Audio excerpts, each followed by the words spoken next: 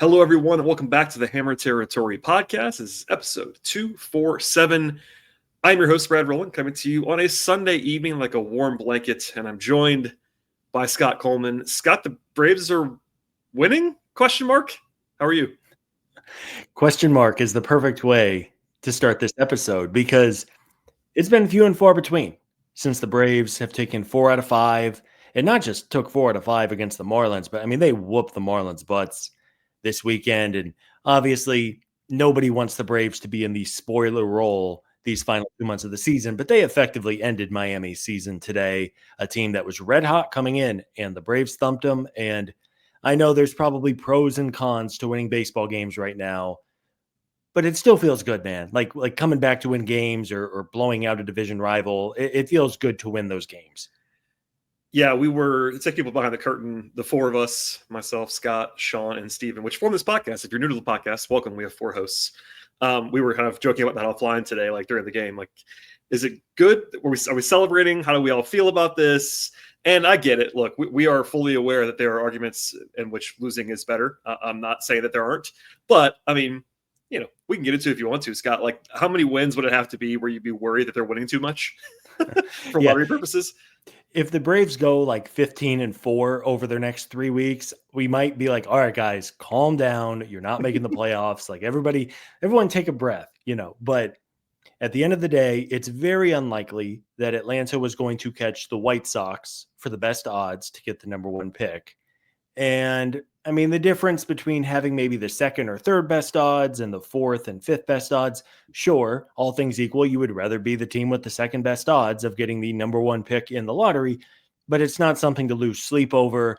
We'll see. There's still talent on this team. It's not like the 2015, 2016 Braves that were just totally void of talent outside of like 4 or 5 players. There's still some really good players on this roster. They're going to win some games down the stretch. I think you just kind of hope you find a happy balance of both winning in the short term, but also thinking long term and getting yourself at least the best possible chance at getting the best draft pick. Yeah, and we'll do more of the numbers on the lottery later, but the gaps are not that big as far as like those slots, like you said. You mentioned it, but just to put a number on it, they have not won 4 out of 5 games. Like they just won 4 out of 5 against Miami. They had won 4 out of 5 since June 17 through 21, in which the season was kind of still alive then. Like we were still sweating games and kind of talking about like what are the playoff odds and all that. We were definitely still in that at that point in time. And I think they beat the Mets and maybe the Marlins in that stretch of 5 games. So they won 4 out of 5. Obviously, it's different now. Just to say this out loud, even with this stretch of wins, the Braves are still 12 games out of the 3rd wild card spot with like 100 teams in front of them. So don't get any ideas, everybody. It's still over. But it was still fun to win. We'll talk about some of those results. And I think you and I actually briefly mentioned this on our last time we were together on this feed about how, the Marlins have been red hot, as you just said. But the Braves are still, after this weekend, 6 games behind the Marlins, despite having a run differential that's 42 runs better than the Marlins. We were all kind of talking about, I mean, look, the Marlins were a great story for a while, and I guess they still are in relative terms. But everyone knew they were playing above their heads. Like the underlying metrics were not kind to the Marlins' projection as a potential playoff sleeper. And the Braves kind of just say, you know what? Although there was one game where, as we'll get into, the Braves had kind of like a AAA bottom half of the order one day this weekend. But other than that, they do still have a better roster than the Marlins. It's kind of funny to watch that. When you look at the standings, well, pitching wise, it's kind of dark sometimes right now. But roster to roster, they're still better than the Marlins. They just have had a season from hell. We all know that. Oh, yeah. I mean, the Braves still have like the come out of the locker room look and feel to them. Like when you're watching high school football and you watch one team come out of the locker room and the other team comes out and you go, wow, that team's a lot bigger and better and look like they're going to win by 30 tonight. The Braves still have that. They still have a lot of names on the back of those jerseys. And as we've talked about on the show for a while, there are legitimate reasons to still tune in and reasons to hope that things turn a certain way so the Braves have more optimism in 2026. We're going to talk about Hurston Waldrep tonight. We're even going to talk about Joey Wentz, who's suddenly becoming like kind of a thing for 2026, perhaps. Of course, Jurickson Profar, Michael Harris, Ozzy Albies. There are reasons and important key storylines here down the stretch. And sure, if the Braves win, if the Braves lose, at the end of the day, it doesn't matter all that much. But there's still, again, as we said, there's too much talent here for the Braves to just completely die and go, 5-38 down the stretch. That's just not going to happen. Yeah, we've been accused of saying that everyone should sit, and I get why. We have framed it kind of that way. They do have to fill the roster out. Like, you got to play guys, especially until you expand the roster in 3 weeks from today. You can't sit everybody right now. Like, you have to field a team. So it's like, these guys are healthy. They're going to play. And you might, I don't think you even listed Drake Baldwin in there. Drake Baldwin, I think our colleague Sean Stevens spent like half the show on Thursday talking about Drake Baldwin. It's an obvious storyline with Rookie of the Year. We won't do that again today, but he had another good weekend. He's very good. That is arguably maybe the lead storyline of the last 6-7 weeks of the season, is like, will Drake win the Rookie of the Year? What's it going to look like? We'll cover that. We already have, and we'll cover it more, I promise. One note that's not a Braves note, but because it was all over the Braves universe this weekend, I wanted to talk about it early in the show, and that's that Jen Powell became the first female umpire in a regular season game in the history of Major League Baseball. A cool story. Certainly we wouldn't lead with it if she didn't do Braves games, but because it was like, centered in every, and it should have been. It was a big deal. It was a Braves related story. It was in Atlanta. I don't have that much to add other than this is an awesome story and long overdue. Like, this should have happened before. But it was properly covered. She seems cool, like, good attitude. She did a press conference. She seems like a cool person, has a good background. Like, she's like an artist background, like all this weird stuff. And I use weird in an endearing way, by the way. Like, she's like a real person, and now she's a Major League umpire. It's actually cool. Yeah. Really cool story. I know on Saturday, every time they showed Jen, big smile on her face. And why wouldn't you have a big smile on your face? Really cool to break through. A funny moment that I think everyone kind of chuckled at. The very first pitch on Sunday, when she was behind the plate, was about 7 inches inside, and she called strike one. And it's like, okay, she is going to fit in perfectly with all the other umpires who seemingly drive us crazy every night. But yeah, I mean, just a cool story. Good for her. It was, they showed in the stands, a lot of female fans in the stands who had umpire gear on, a lot of signs, big cheers when she ran out on the field. Really cool moment. And it was cool that the Braves got to be a part of it. Yeah, absolutely. Again, not much analysis to be had. It was funny, but I know we're not poking fun at her. It's like, you're going to fit right in. It's going to be great. And a cool thing. And the Braves were actually in the center of the national discourse this weekend by proxy, better than last weekend, where they were the center of the Bristol madness that we talked about a week ago on the show. Man. That was a week ago today that we talked about all the Bristol fun. So anyway, that was a cool story from the weekend. You already teased it up, so let's do this first. Hurston Waldrip was probably the biggest story from the weekend for the Braves, at least in my opinion. Maybe you disagree with me, but it was certainly up there. He had the best start of his young career on Saturday in the first of the 2 doubleheader games on Saturday afternoon. I will raise my hand. I was on a work thing this weekend and did not get to watch every pitch of this, so I'm going to defer to you on some of this stuff. But I got to see some of it and got to dive into the numbers. He looks really good. Obviously, a first-round talent. We all know that. Kind of a rocky start last year in the major leagues. And we talked to Gore Vidoc and others about his transformation and tweaks and things in the minor leagues. But it seems like he's getting there and looked the part in a big way on Saturday. Yeah, I think with Hurston Waldrep, really the most encouraging thing is that he made changes earlier this season, and he's now seeing pretty close to immediate results. And everything from his windup and his delivery and his leg kick, which is something I think Gorov talked about maybe a month ago. I know CJ on the broadcast talked about it, but Hurston changed his leg kick, and he's also started working in a sinker. And it sounds like if you look at the pitch data and pitch tracking, the sinker is legitimately a pretty solid pitch for Hurston. And that's notable because we know how nasty that splitter is. But the fastball was really hittable. And that was really the one big thing other than command that was holding Waldrop back these first couple years as a professional. So if Waldrop has a sinker that he can use and presumably get a lot of ground balls and then work in that splitter that's so nasty, and he feels like he's getting more and more confident and comfortable with his breaking pitches, there's something to build on here. And he's obviously a really talented kid. Sometimes it just takes a little bit to figure it out. But I think the Braves have shown over the years that their pitching development is as strong as pretty much anyone with the track record of success they've seen the last few seasons. Yeah, he threw a bunch of strikes on Saturday. And granted, just to say this out loud, it is the Marlins. That's not a great offense. small caveats apply there, but the underlying stuff looked good. You mentioned the splitter data on Stuff Plus and all that. The splitter's been awesome always. The sicker data was really encouraging in that start.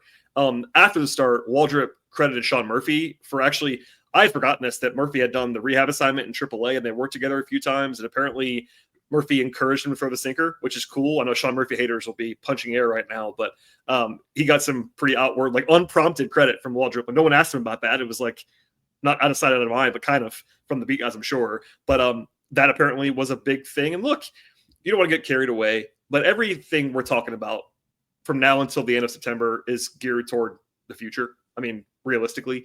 So Waldrip being, of course, a first-round pick, a young guy, as we've covered ad nauseum, and we'll again later on this podcast, you need 8, 9, 10 starting pitchers. If he's one of them for next year, you can be confident he can throw major league innings next season. That's a big thing. And I'm not saying he's going to be an ace. Like, no one should be getting carried away right now. But having a guy that looks to be much more ready than he was previously, again, high upside arm, first-round pick, pedigree, et cetera. Like, that's the biggest takeaway for me. It's like maybe he'll be a guy for next year. And that is not a small thing, because we look at this rotation right now. You have to figure that AJ Smith-Shawver is going to miss pretty much all of next season. We'll see about Grant Holmes, but the fact that Holmes is opting to do some rehab instead of surgery, generally that leads towards an eventual surgery. But I think in my mind, at least, Grant Holmes is not really going to factor into the 2026 equation. And if he does give you something great, Ronaldo Lopez, who knows? Those shoulder injuries are really scary. We'll see what he can do, whether it's starting, relieving. Chris Sale is awesome, but that guy gets out of bed and you just hold your breath every single day that he's not going to get hurt somehow with the just weird, bizarre injuries he's picked up over his career. Schwellenbach, the broken bone in his elbow, we don't think it's going to linger. But this is my way of saying, if Waldrip can give the Braves a legitimate option next season as a middle or back-end starter, that is huge for this team. They could really use it. He's cost-effective. I still think the Braves need to go out and add 1 or 2 starting pitchers this winter. But if Waldrip has a good finish to the season, I think you can then say, okay, this is a guy we can probably count on next season, at least to be in the mix for starts whenever the Braves need him. 16 pitchers have started a game for the Braves this season. It is August 10th. Now, granted, I will acknowledge it's been a little bit of an outlier, but even when things go well for your rotation, you're using 11, 12, 13 guys over the course of the full season. So as we'll say 100 times, between now and April, you need more than 5, you need more than 7, you probably need 10 plus. And him being one of those and being useful is great. And if he's better than that, awesome. Maybe he'll be Schwellenbach. I'm not saying that's unlikely to happen, but maybe he'll be a major league starter and looks great in the spring. And we're like, hey, he's the 5th guy next year. Cool. That'd be awesome. But at a minimum, you can throw him in a major league game right now and he looks ready for that. And that's a nice step forward. Yes. And that's something you could not say about Hurston Waldrip even a couple months ago. Correct. Absolutely. All right. There is more to discuss from Saturday, both game 1 and game 2. We'll get to it, but one of the best catches you'll ever see from Jurickson Profar, and we'll talk about that. We'll talk about Michael Harris and all kinds of things. Marcell Ozuna is mashing all of a sudden. More of that to come in just one moment after a word from our partners. Okay, Scott. Saturday game 1, other than Waldrip, the Profar catch was wild. And it's so funny because I think basically everyone that covers the Braves, and that includes us, has made fun of Profar's defense in the last week plus because it's been really bad. And then, of course, you have a play like that. And if you haven't seen it, Google it, look it up on social media. I'm sure you'll find it very quickly. Profar makes this crazy catch. I'll let you describe it. I just thought it was funny that it's like, well, could he really be that bad on defense if he's doing that? I'm like, well, yes, he still can. But it was an awesome play. It was truly like a full-on I know web gems are kind of gone now. They don't really do those anymore. But that was a throwback web gem from Profar.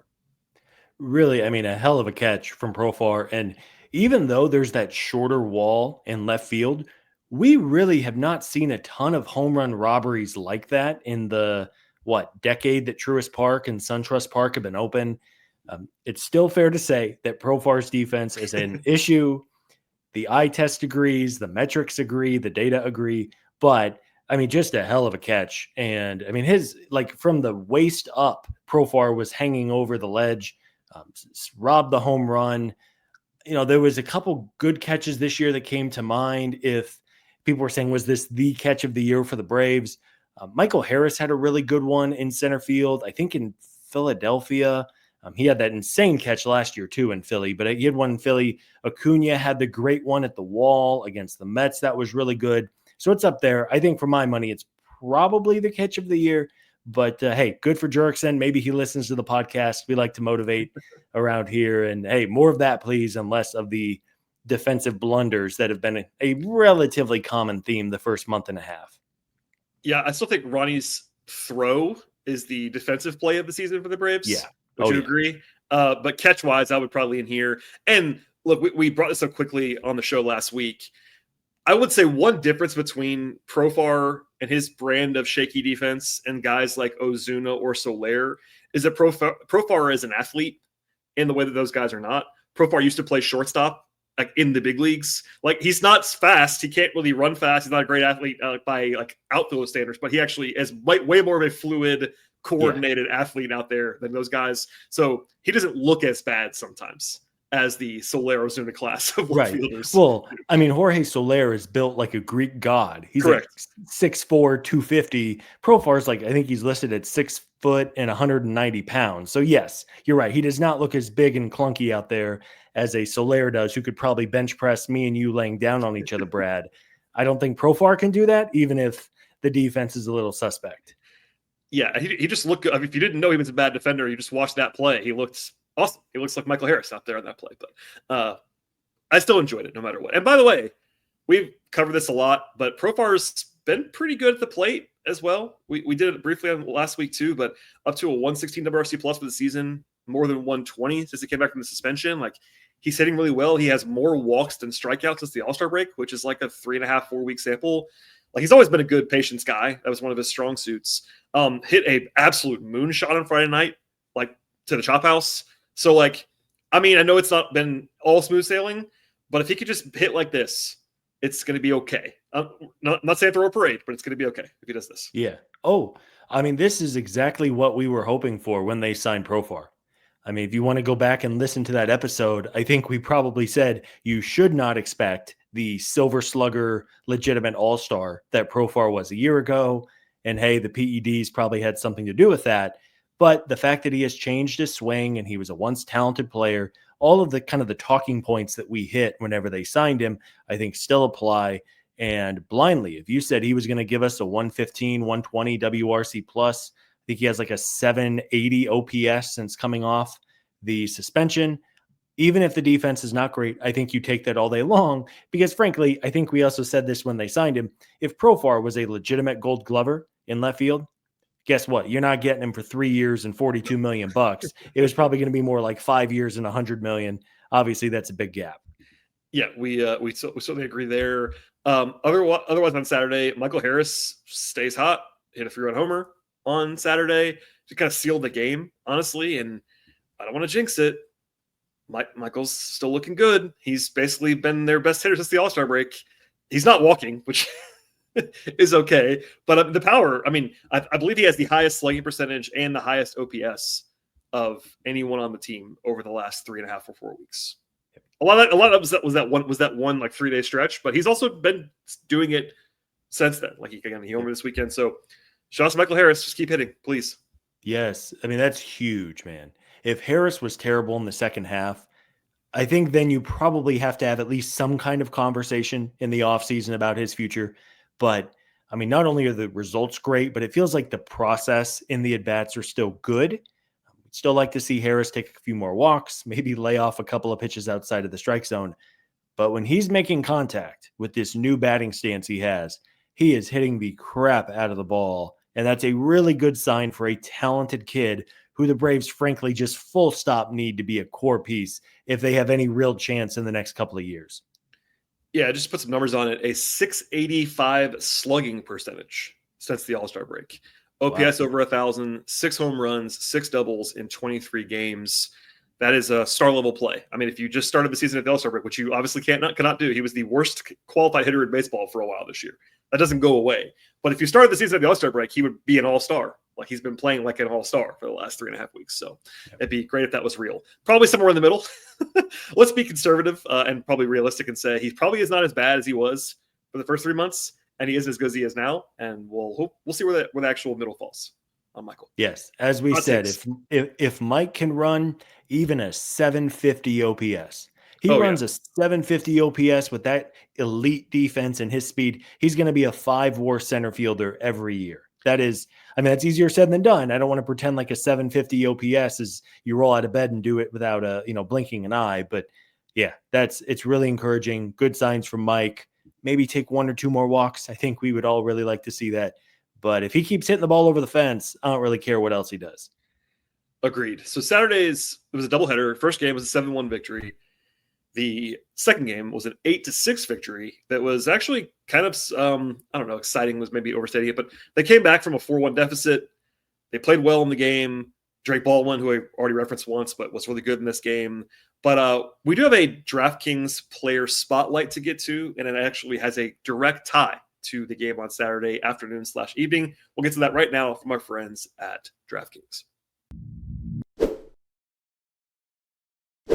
All right, we are sponsored today by the Pick 6 app from DraftKings. All you have to do is pick more or less. Almost ask for two or more of your favorite players, and you're in the mix for cash prizes. We do a DraftKings player spotlight on the show on occasion, and today it's going to be about Marcell Ozuna, which is actually kind of surprising because we talked about Marcell a lot for trade reasons recently. We understood why they didn't trade him, why they maybe couldn't trade him. But also, honestly, I'll raise my own hand. We thought he shouldn't play very much after, at least I didn't think he should play very much. He had quite a weekend. Now, facing his old team in the Marlins, he hit 2 home runs on Saturday in one game. He hit 4 home runs and had 6 hits in 4 days. I mean, he looks great at the plate all of a sudden. Like, he had the injury. He had a rough, I don't know. The stats for like 3 months were not very good. It really was more like a 6 or 7 week sample where it was like quite bad in the middle of the injury. And I think the injury hasn't healed. Like, you don't just suddenly heal a tear, but maybe he's figured out how to play around it. Regardless, Ozuna had a heck of a weekend. Yeah. I mean, Ozuna has killed the Marlins over the past couple of years. And I mean, coming back on Saturday night was fun. There was life in the ballpark. I fully understand the Braves are 20 games below, but it was just fun, man, to see the crowd react, the big comeback, the homer from Ozuna. He's been red hot lately. We talked at length about the frustrations of not being able to trade Ozuna and Iglesias, and you can go back and listen to that show. But, I think we saw even in like the 10 days before the deadline, we started to see some real signs of life from Marcell, started to drive the baseball like we have seen. Obviously, no team had $7 million sitting around to acquire him. But man, I mean, he is having a stretch right now that would look really good for a lot of contending teams. And, there's that balance between playing Marcell, playing Murphy, playing Baldwin. We will not have that conversation for the 9th time this month on the pod. But as long as Baldwin is not sitting too much, I'm fine with it. Rotate the guys, keep them fresh. And, for Marcell, he has literally millions of reasons to have a good final 2 months as a pending free agent.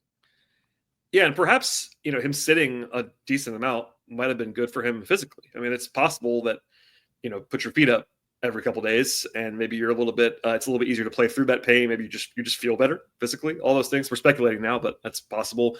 But yeah, 6 home runs in the last 2 weeks. He brought up his season-long OPS, like 60 points in 2 weeks, which is not easy to do, particularly when you're not playing every day. Like, he's sitting still a decent amount, including this weekend. He sat one of the games this weekend and still. And this late in the season too. It's not like it's April where you have 3 good games and you double your OPS. I mean, that's significant. Yeah. So big weekend for Marcell. Want to spotlight that. Is certainly conflicting as far as what you would want him to, how much you want to play him, all that. But a big weekend, and the Marlins do not enjoy playing against their old teammates in Marcell Ozuna. All right, Scott, let's take a look at some pick 6 options, and we're actually going to go to the NFL this time.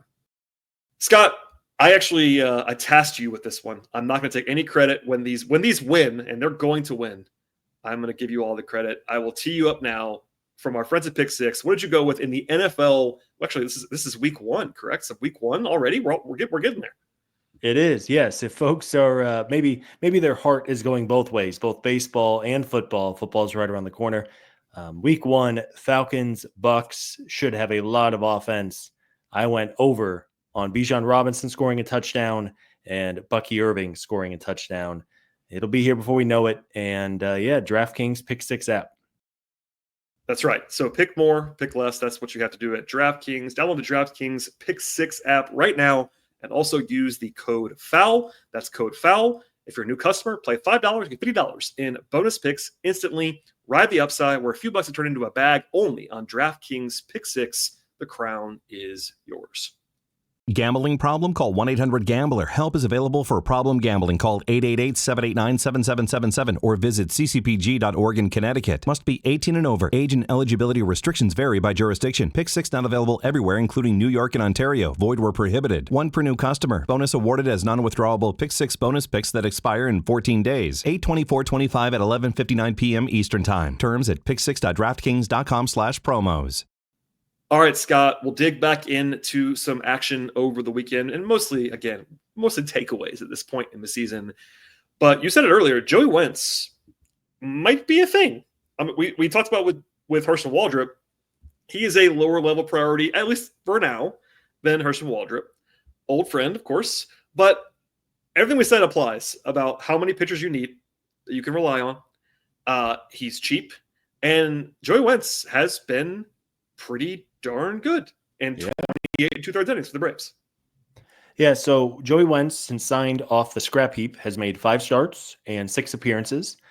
And through 28 2/3 innings, Joey Wentz, a 2.83 ERA, a 2.76 FIP, and a 3.76 xFIP. And that's largely because Wentz has not been hit too hard by home runs. But all that said, Wentz has been really impressive. And obviously a kid who was once upon a time highly thought of, has not worked out in the majors. But when you watch Wentz pitch, he looks good. Like, this is not total smoke and mirrors, I don't think. I don't think anyone's going to sit here and say this is the next Clayton Kershaw, but he's cheap.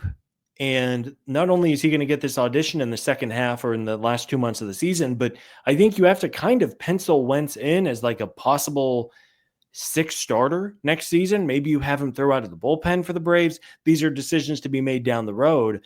But I mean, when they signed Wentz, I think everybody kind of chuckled. It's like, wow, that guy, he's still kicking around in the majors. But I mean, those numbers speak for themselves, and the pitch data is good. The stats are good. The advanced stats are good. So maybe the Braves found something here. It's possible, for sure. I don't want to be the guy that runs in the parade. I'm a little skeptical still, but also in a way where I don't want him to be the 5th starter. Like, if he's your 8th guy, 9th guy, 10th guy, like, yeah, sign me up. And I mean, the underlying data, I know not everybody loves it, but to run a FIP in the 2s and an xFIP in the 3s for, almost 30 innings, it's only 30 innings, but it's not like it's total smoke and mirrors. Like, if he was running an ERA of 2.8, but every other metric was warning label, like flashing red lights, we would not be talking about him like this. But it's the underlying stuff being encouraging-ish. It's not dominant, but there's enough pedigree there. He has a live arm. He's not super young anymore, but he's only 27. Like, they could find something with him. I think the Braves have done, like you said earlier, a good job with some pitching development. So yeah, I'm intrigued. I'm still in the intrigue stage more than the excited stage, but I was like, hey, Joey Wentz, eyebrows are raised for me.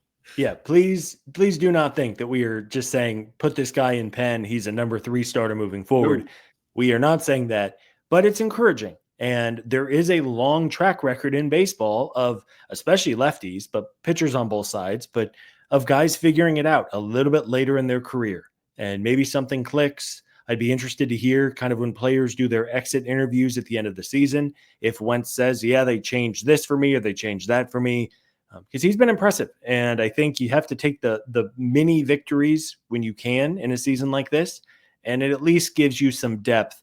Because, I mean, dear God, Brad, if I have to watch another Bryce Elder start, I'm going to have to like change my password and never watch MLB TV again. Because it's just, they have to find better options than like Bryce Elder. And, when they were rotating like Darius Vines and Alan Winans, like ideally you have someone who inspires a little more confidence. All right, you want to do this now? Let's do this now. Quickly, on the only game we haven't talked about so far is Friday's game, which is a game they lost. Bryce Elder got smoked on Friday, and we'll keep it short-ish here, but I pulled the data, so I have to at least share it. Bryce Elder has made 43 starts in the last 25 months or so, since July of 2023. His last 43 starts. It's like a season and a half. Yeah, since he was an all-star. Basically, yes.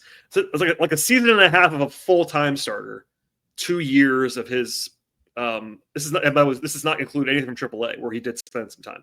Only Major League outings. In that sample, 142 pitchers have thrown at least 180 innings. He is one of those 142.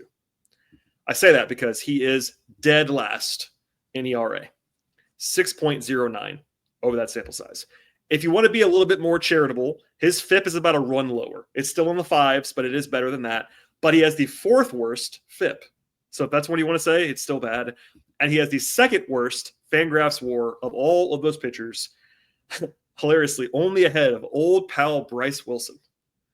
Former Braves prospect Bryce Wilson is worse. It was Bryce Wilson who threw, was it like 5 scoreless in the COVID NLCS in 2020. Am I mixing him up with somebody else? I think that's correct. I'm going to double check while we're talking. But yeah, he had some pedigree at one point with the Braves. People were excited about him. I'm pulling it up right now. Yeah, he threw 6 innings, 1 earned run in the 2020 there we go. playoffs. Wow, we have not said the name Bryce Wilson maybe since 2020. So that's impressive. Yeah, he was around for another like half season after that, and they got traded, or maybe DFA'd. One of those. Anyway, I don't mean to be mean. That's why we're going to make this quick. Bryce Elder is not good. I think we kind of know that. We'll touch on it again one more time at the end of the podcast because he's actually listed as a probable pitcher for this week, which kind of surprised me. But I agree. I know he was an all-star. We all understand. I would like to see the Braves have 10 pitchers better than him that they can throw next year. Yeah. And by the way, I think it was our a friend at Capitol Avenue that mentioned this. It's not a new thing, but they've used Bryce so little in some, like in the minors. There's a calculation out there. He could actually maybe have an option for next year. Oh, and if he does, they're going to keep him because they like Alex values guys that have options to go up and down to the minors. I'm with you though. I'd like to not watch Bryce Elder anymore. I feel bad saying that. I don't want to do this anymore. But in the history of baseball, Brad, do you think a starting pitcher who was named an all-star has ever had a 6 ERA in the 2 calendar years to follow? I mean, probably just because it's a lot of baseball has happened in the world. But okay, yeah, more than 3 pitchers had an ERA above 6 following an all-star game.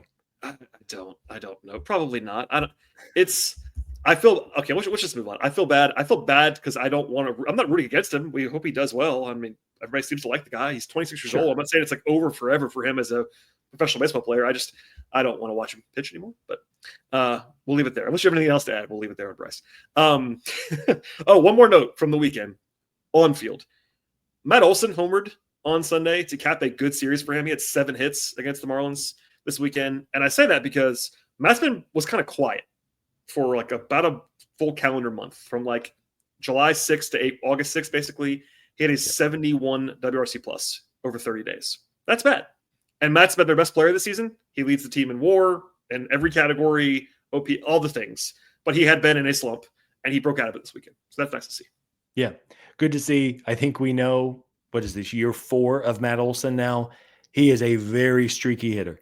And when Matt is hot, he can carry the offense. And when he's cold, it can be for weeks or even months at a time. So good to see Matt get going, having a fantastic year prior to this slump. And hopefully these final 7 weeks of the season, he can hit like we know he can hit, get those season-long numbers back up to where we want them to be. And he's probably going to win a Gold Glove at first base, right, Brad? I mean, last time I looked, I have not looked recently. No, I saw the other day. He's still the comfortable leader in outs above average and couple of. I mean, look, we don't have to talk about it forever, but he until recently, I think even maybe still has the maybe leads the National League in Fangraphs WAR at first base. Like he's still probably is conservatively been one of the 3 or 4 best first basemen in the league this year. Maybe even like top 1 or 2. Like he's been really good. It's just been in a different way. Like he's not going to hit 50 home runs. Like he's probably going to only hit like 27 home runs or something like that. But the defense has been great.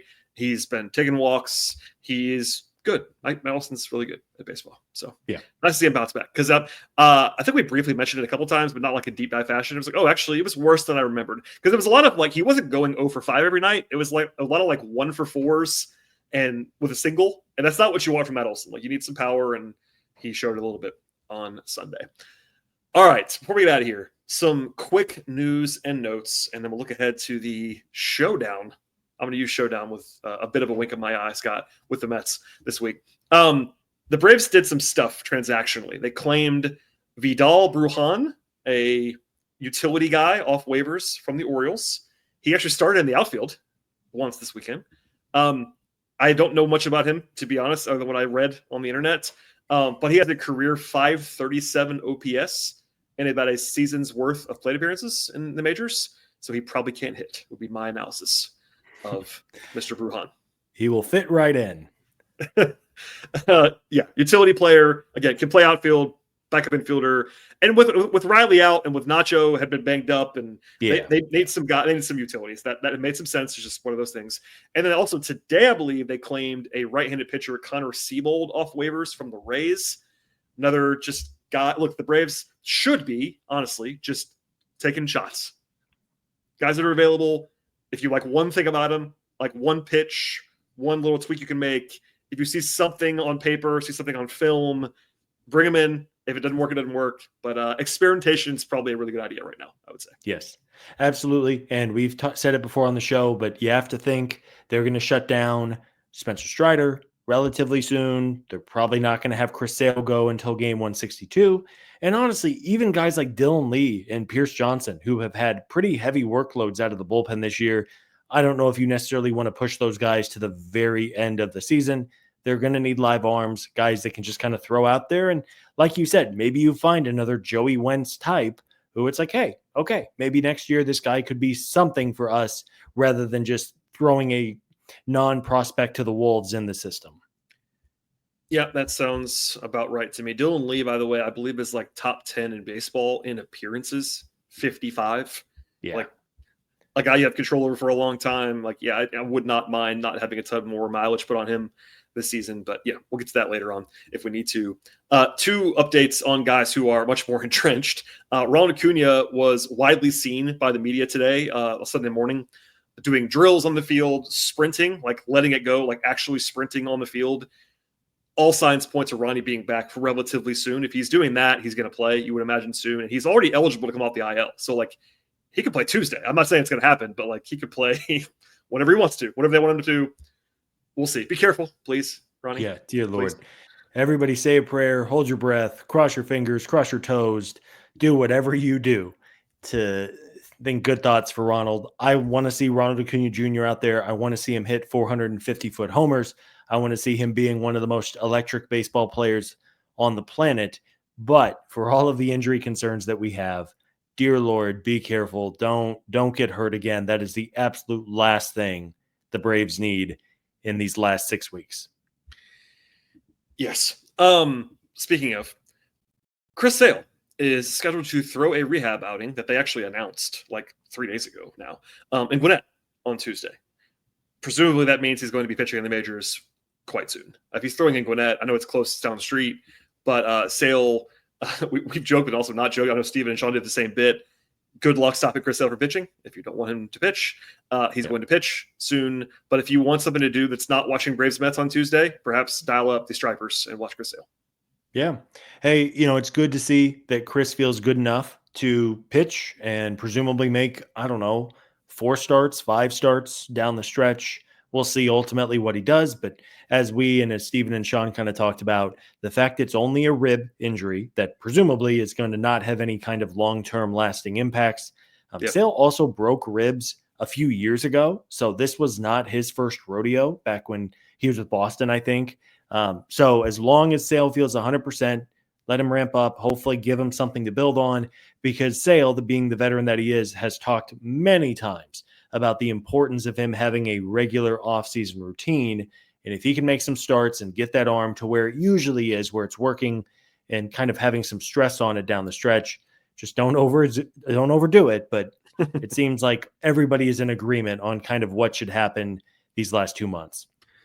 Yeah, and one thing I know I was guilty of on the show recently, and I can't remember who pointed this out, so forgive me to whichever friend of mine said this to me online. But these guys, shutting guys down, I still believe the Braves should be careful with a lot of these guys. But it's not like Chris Sale's going to go be in a cryo chamber all winter. Same with Schoenbach. Like, these guys are going to probably throw some pitches. Like, they're going to they do want to do some work. So you could argue that's like having some structure kind of being normal. You just said kind of the same point on Sale, but even someone like Schwellenbach, he has an arm injury. It's a little bit different than Sale's rib injury, but there is an argument to have those guys like kind of just be in a regular routine. Because in the offseason, you do kind of shut down in the offseason for a while, but it's a controlled shutdown. These guys are pros. These guys are 24/7, 365 getting ready to pitch. It's just like when you're getting ready to pitch. Like, yeah, Chris Sale, the maniac that he is, and we love the maniac that he is not like just forgetting that he's a pitcher. Like, in December, he's thinking about him getting ready. You know what I mean? Like, staying ready, getting ready, staying in shape, all those things. So like, it never stops. So it's not as simple as maybe I've made it sound, or at least say it out loud. So no, absolutely. And Sale talked as he won the Cy Young a year ago that the offseason was like his first normal offseason in 5 or 6 years. And it worked quite a bit for him. Absolutely worked. And before the back spasms got him, which is a freak thing, Sale had a normal offseason again, and he was fantastic. I mean, honestly, Sale was going to be top 3, top 4 in Cy Young voting before he fell and broke the ribs. So it's important to him. Who are we to tell Chris Sale what he should or should not do on a mound? As long as he is not being obtuse and putting himself in long-term risk, Sale should do. He knows his body better than anyone. The Braves doctors know him well. I mean, just, be careful. Don't have him throw 117 pitches his first game back, but just be smart and get him into a rhythm so he has, again, a normal offseason. All right, before we get out of here, the Braves face the Mets this week. So they have Monday off after playing 8 games in 7 days. They need Monday off, I would say. They have to travel as well, going up to New York. But I haven't seen the Mets in a while. And look, full disclaimer, the Braves are having a season from hell. So glass houses, all those things. I got to say, though, Scott, I am deeply enjoying the Mets meltdown that's happening right now. And I know Braves fans are probably in my boat with me. Our guy, Frank, I'll say your guy, Frank.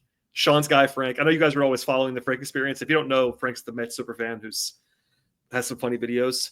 There was another one today. I think Sean sent it to us. If you didn't see that, Frank's having a meltdown because the Mets are terrible all of a sudden, which I'm enjoying. Just to say this out loud, they have now lost 11 of their last 12 games, and they've been good this year, and they're not good now. And I enjoy the schadenfreude of that. Yeah, the Braves might go up to New York and get swept. That's very possible, but in the moment, the Braves have won 4 of 5, and the Mets have lost 11 of 12. And it's the small wins, Scott. The small wins. And it's not even just a super recent thing with the Mets being bad. They have been legitimately bad. So I think New York started 45-24. And since then, over the last 2 months, the Mets are 18-31. They have had some crushing losses. Like, when the Braves lost those 7 games in a row twice, and it was just like, okay, what dumb way are we going to lose tonight? They just got swept, I believe, by the Brewers, who are just an incredible story right now, by the way, the Milwaukee Brewers. I know we just saw them. But yeah, the Mets are down bad. They have this game circled on their calendar. They're back home. Get right. And I guess if you're the Braves, even if it's unconventional, they do get to play the role of spoiler, because last time I looked, I think the Mets are maybe now even like a game out of the playoff picture. If you can cause them some more pain, let's do it. Let's make the Mets sweat a little bit more and make these last 2 months even more difficult. Yeah, and the Braves are 5-2 against the Mets this year. They won the first 5 and then lost the last 2. But the Mets have had 2 of these stretches now. Like you mentioned the longer stretch, but they also lost 10 of 11 earlier this year, which included the sweep loss of the Braves the first time around. So, we talked on a recent show about maybe rooting against the Mets and the Phillies in the playoffs. The Mets might not make the playoffs. Like, the Mets are in a tailspin to where they actually might miss the playoffs, which might have sounded unthinkable when they were, as you said, 45-24. They were probably in the 95+% playoff odds, and now they are not. They might still make it because it's the weird situation. But throw that out there. It's a big series. Look, if people, I will say, I'm sure there are people who have been maybe tuned out the last couple of weeks on the Braves, maybe the last 10 days at least, who might tune back in. Yeah. Because they hate the Mets. Honestly. I mean, that's a pretty normal thing. I think there's always a little bit more juice. It is during the week. I think you said this briefly earlier, but I think weekend versus weekday is going to be a little different for the rest of the season, because weekend series, like you said, the vibe at the stadium was way better the weekend than it was during the week. Part of it was winning, but it was just also more people there because it's weekend. Yeah. But this time in New York, it should be sold out and juiced up. It's the Mets. I know they're in a tailspin, but they're trying to win, and it's New York. They're going to sell tickets for the Braves. Yeah. So it's going to be Spencer Strider in the first game, and then God help us all. At the moment, it is Carlos Carrasco on Wednesday, and then Bryce Elder on Thursday. Wasn't he a Met at one point, Carrasco? I'm pretty sure he was. I'm looking at this. I think so. That sounds right. He was a Met for 3 years. So yeah. But I mean, Carrasco and Elder, dear Lord, if the Braves somehow win the series to just continue the Mets' misery, I mean, then that's almost even worse. Like, there's no shame in losing some close games to the Brewers in Milwaukee in a sold-out stadium. But if you lose 2 out of 3 to the dead-in-the-water Braves, throwing a struggling Spencer Strider, a scrap heap Carlos Carrasco, who's like 38 years old, and then Bryce Elder, who we talked about, I mean, oh, baby. I might call into New York Mets radio just to see what's being said. Yeah, we won't do a lot of pitching matchup previews, but it's Carrasco against David Peterson, who has an ERA in the 2s this year, and Bryce Elder against Kodai Senga, who has an ERA in the 2s this year. Ooh. So if the Mets somehow lose the series, it would be quite funny. Oh, one actual that we sort of teased earlier. So when they called Waldrep back up to pitch, we thought he might be the 27th man in the doubleheader, and he actually wasn't. They called him back up as a full call-up. And a lot of us, including me, thought that he might just slot into Bryce Elder's spot in the rotation because Bryce has been so bad, and that Waldrep, I mean, even Stick kind of like tacitly acknowledged, like, I think the way he said it was, well, he wasn't the 27th man, so maybe he'll be around for a while, one of those kind of things. Not explicitly saying it, but so I was kind of not surprised. It was notable to me that Bryce was still in the rotation, because Waldrep could go on on Thursday. That's the third game of the series on normal rest. So maybe they'll still do that, but if they don't, I don't really know what's happening with Waldrep. So we'll see. They might be giving Waldrep just an extra day because they have the off day. And I mean, I know that they're auditioning Waldrep and seeing what they have, but he is presumably is going to hit a wall here pretty soon. Full season workload pitching into September, I would imagine. So maybe they're just, I mean, the Braves clearly, if the Braves gave a rat's ass about winning these games, they would not send Bryce Elder out there. Like they would do a bullpen game. They would have somebody, literally anybody else start. So yeah, I mean, I think I wouldn't be surprised if Waldrep, assuming he's kept up on the roster, will be starting next weekend against, I don't even know who they're playing, Brad. Guardians. Which is kind of sad. Guardians. Oh, Cleveland's kind of weird. Like they're winning games and they're 2 best pitchers are on the anyway, weird team. Yeah, but no, you're right. It's a good point. I don't care. I mean, again, it doesn't really matter about the winning games part, which is why Carrasco and Elder is more of an LOL than it is like us freaking out about it. It is what it is. But I just thought it was notable that I thought we might see Waldrep listed on Thursday, and it's not him. So maybe he goes Friday, like you said. Maybe they can still change it. Probables are probables for a reason. They're not definites. They're probables. So, but also the Braves tend to just go to TBA or TBD if they don't know what they're going to do. Or even if they know what they're going to do, they will occasionally go gamesmanship and list nobody. So them listing Carrasco and Elder was like, oh, they're probably going to be Carrasco and Elder, and we'll see it. But, they Wentz after that and stretch them all out. Everybody should be pitching take as much time as you need. I think Waldrop's already at like essentially his career high in innings. I think he matched maybe close to matching last year, like 100-ish between the 2 levels. So like, yeah, maybe he doesn't go all the way to the end of the season, which is possible. Yeah. So keep that in mind. All right, Scott, we managed to go longer than we thought. Shocking from us in mid-August. Anything else you'd like to add on the podcast before we sign off? Not a thing, Brad. Not a thing. Wow. No Colts takes, no Anthony Richardson talk. We have said it all. Daniel Jones, nothing. Fantasy football. Every show you ask me about the Colts, and I'm just saying my blood pressure goes up. I think about Anthony Richardson gets out of bed in the morning and he breaks 4 bones. It's bad. I know I shouldn't complain. Peyton Manning was the quarterback of my favorite team for a large portion of my life, and then Yeah, Andrew Luck. you're so tortured, Colts fan. I know. It's fine. You could be a Falcons fan.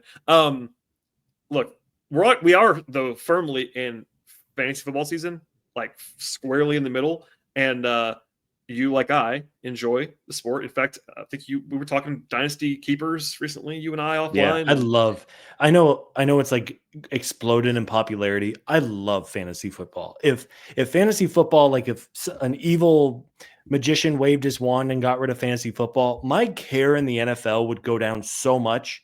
But I love it, man. It's fun. It's competitive. I have a league with my buddies I've been doing for like 15 years at this point. I love it. As do I. I'm in way too many leagues. I won't even tell you how many on the show. It's kind of embarrassing how many leagues I'm in. Okay, Scott, let's get out of here. People should be following you at Scott Coleman 55, correct? Please send all of your hottest takes to @BT Rowland. To @StatsSAC. That's @StatsSAC. If you have lots of takes you want to send out. No, all joking aside, please follow Hammer Territory anywhere you find podcasts, Apple, Spotify. We're also on YouTube, so please like this video if you're watching us there. Tell your friends about the show. Ratings and reviews appreciated. All that fun stuff. We'll have much more coming up later on this week, and we'll see you all next time.